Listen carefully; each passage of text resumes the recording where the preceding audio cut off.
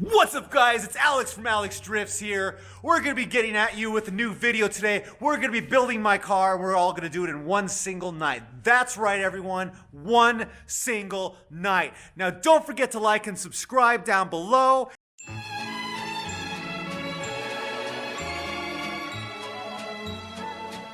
All right, we got the old flywheel out, and she's right here.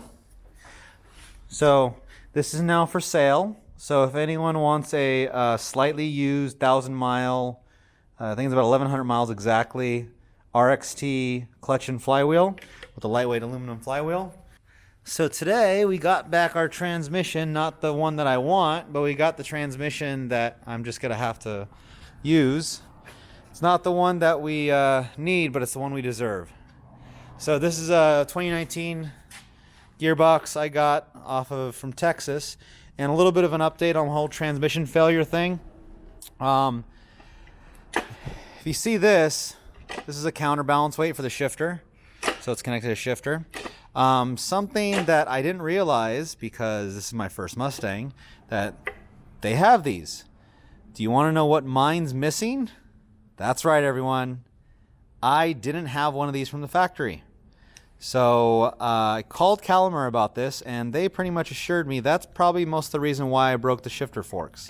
So I doubt anyone's here from the transmission exploding video, but there you go.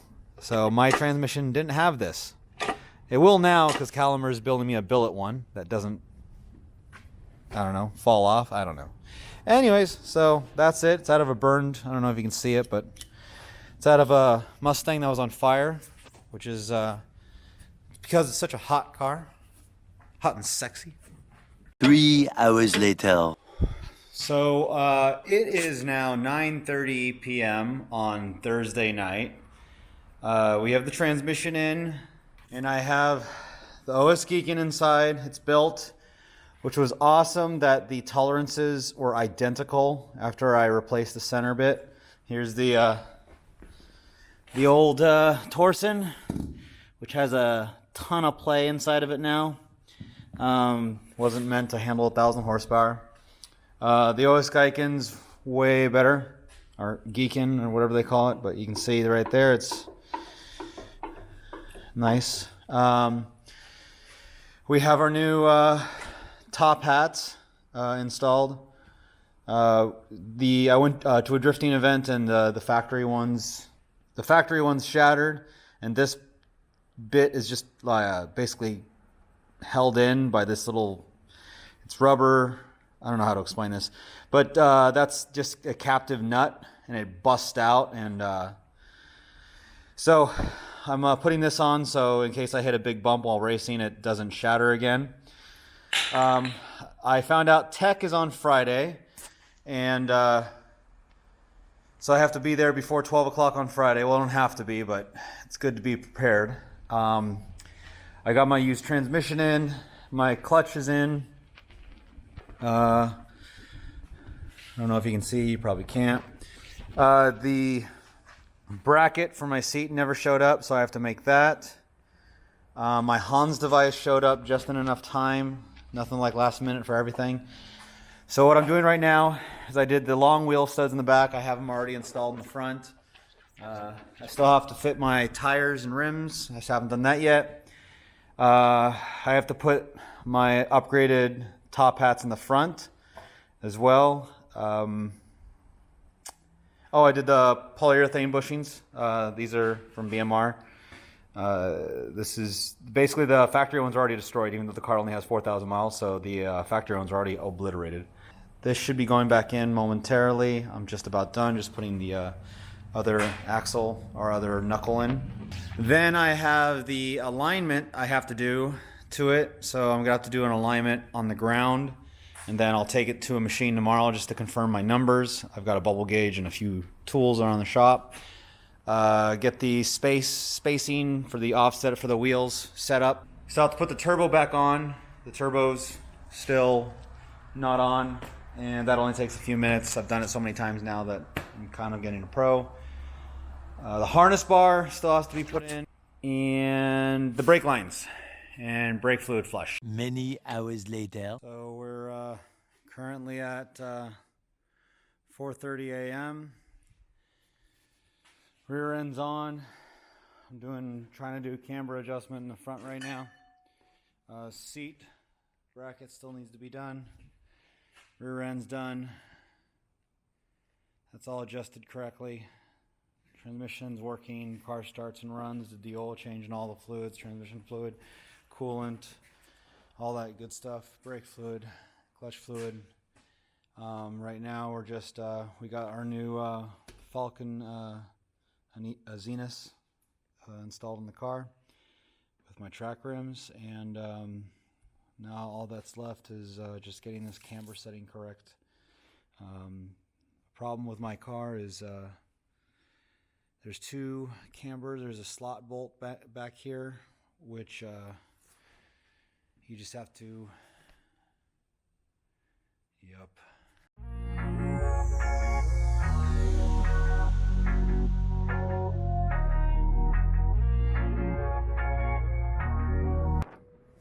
What's up everyone, Alex from Alex Dress here.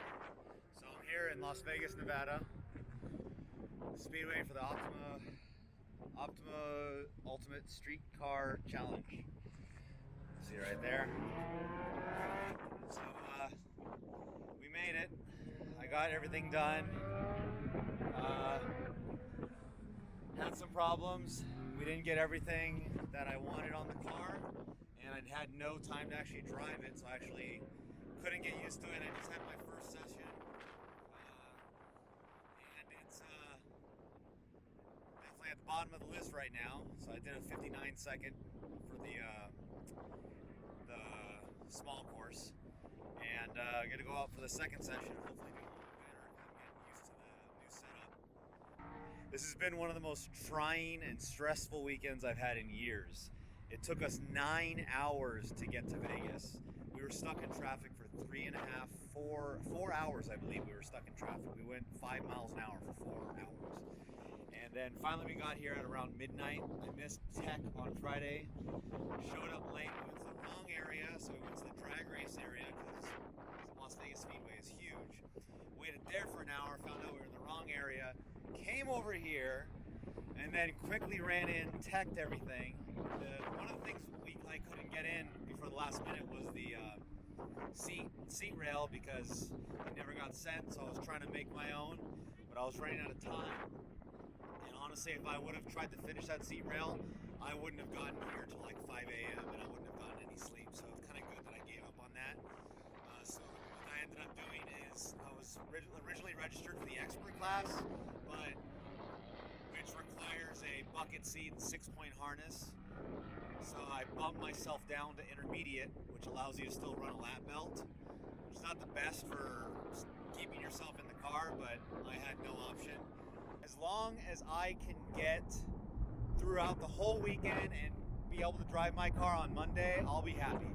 Even if I end up being dead freaking last, as long as my car doesn't break, I'll be happy. Okay? Just the next one. Well,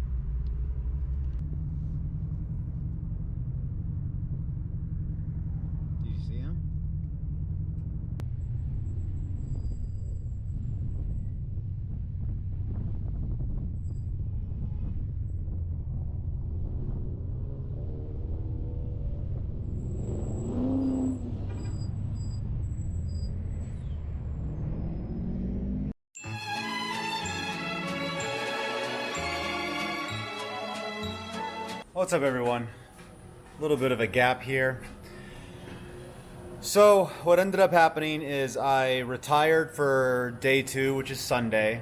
And the reason why that was is you may have noticed in the video during the road rally, the vehicle was stepping out the whole time.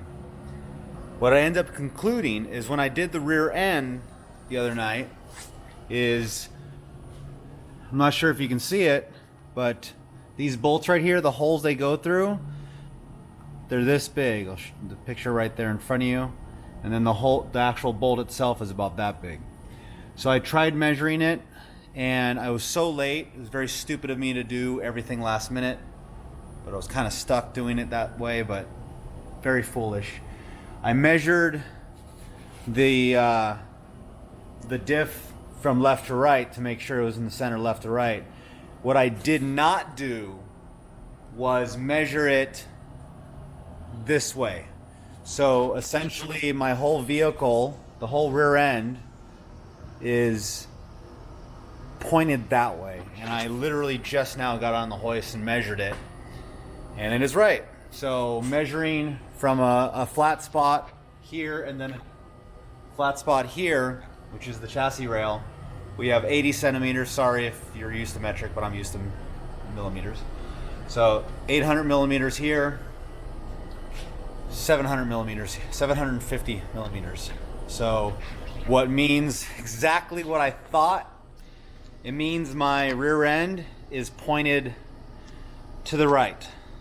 So my whole rear end is steering me to the right. So if you see the video footage and the GoPro footage, you can see whenever I made a left-hand turn, the car would step out, which most of the turns were left-hand turns. But it wasn't actually losing traction. It was just like turning almost, like at Tessa. Some of you might not know what that is, but it's a rear steering system. And I thought I was just a really terrible driver. So I even came to the conclusion that, oh, it's just because I'm a really bad driver. I haven't done Gymkhana in like 10 years. And you know, I'm not going to dispute that I may need some work on driving, but I believe this is what's been causing all my problems. So it is my fault, no matter how you look at it, whether it's my fault for not being a great driver, but also my fault for not fixing that before I got. I couldn't really fix it on the race day. I didn't even know this part existed, but right now you'll see in the video that this is the part I bought, the Steeda alignment, rear subframe alignment tool. So that one's going to be here soon. And I am just so disappointed. The whole day was a disaster, but I did learn some stuff and I met some good people. So it's not a complete waste. And then the other thing that happened, which nearly ended everything, was, see this right here? I don't know if you can make it out. This is my boost wastegate, and this is the T that goes to my boost controller. This had gotten so hot, the actual silicone had actually melted and started cracking. So basically this whole thing just cooked itself and turned into dust and was hanging on the race day. So I free boosted once. Luckily it doesn't look like I blew the engine up, but who knows? The engine's running fine right now, but who knows if I did some minor damage to the engine. The temperatures were good all day, so it's great that that worked out. So my car didn't overheat at all. I didn't ever anticipate on winning, simply because I'm probably the only true daily that was going to this event. I know it's supposed to be a street car challenge, but I believe I'm probably the only one who actually uses their car daily. Everyone else is just their track cars basically that are street legal. So I will say, if I haven't said earlier in the video, these Falcons performed amazing. I was kind of hoping that I would do well enough to get the attention of the Falcon sponsor who was there, but unfortunately I ended up being dead last. If you see the points right now, I'm dead last. But I'm not dead last because I did so horribly. I'm dead last because 2 of the events have zeros. So, which is the road course and then the start and stop, the peak performance performance challenge. The Hawk brake pads worked out really good. I really am happy with the Hawk brake pads performance. I didn't end up getting the rotors in the end for the front, so I just ran them in the rear. My mentality behind this is because the front brakes are so powerful in the front, if I put the Hawk performance pads in the back, they'll even out the performance. And it did. It absolutely worked exactly like I thought. It actually almost made the brake feel 50-50. However, what you can see when you run motorsports pads, see this is after like 4 or 5 sessions, not that dusty. And then this is after 4 or 5 sessions for these. So I will warn you, this is the reason why if you ever see track cars, they always have matte black rims. Because I was the only dumbass running green rims. Then the last thing was my car started making clunking. So I did the lash adjustment when I rebuilt the Owaskeken diff. I put the Owaskeken in there, and I also checked the gear engagement, and everything seemed to be fine. I now know that is not the case. So if you look there, it's got a lot of play in the pinion, and there it's kind of hard to show. And also my rear universal is making a lot of noise. That's what that is. So Drive Shaft Shop said they're going to fix that for me. I just have to get them a measurement because they wanted to make sure that it's in the correct place. Transmission worked out okay. This is what caused my previous transmission to fail. This weight right here, which is on this transmission, seemed to have either not come with my transmission from the factory or it fell off. So since the weight was on the transmission, it worked out just fine. There was no shifting errors. What I was getting before my old transmission was that the car would be very hard to get in third and second. It was hanging in the gear and it wouldn't quite truly engage. And it looks like, according to Caliber Transmissions, missing that weight will cause that. So again, I don't know whether that was missing from when I first bought it, because the first time I removed the transmission to do the initial clutch replacement, it wasn't there.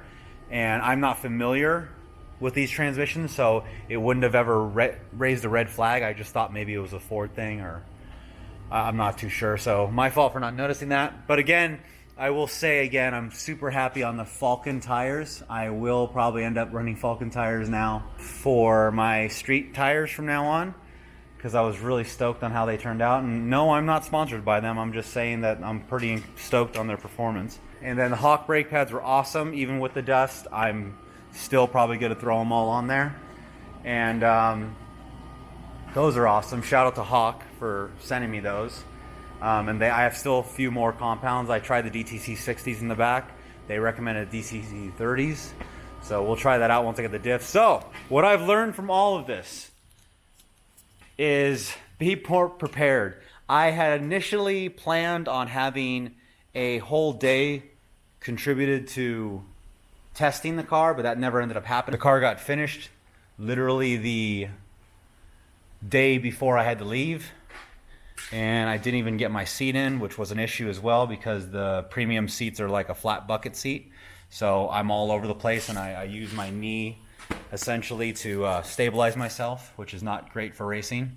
And but still very disappointed at the outcome. I would have been okay with getting dead last had I been able to compete with all the events, but getting dead last simply because you didn't compete in half the events is kind of depressing. So it sucks, but the only thing you can do is learn from your mistakes and try to get better.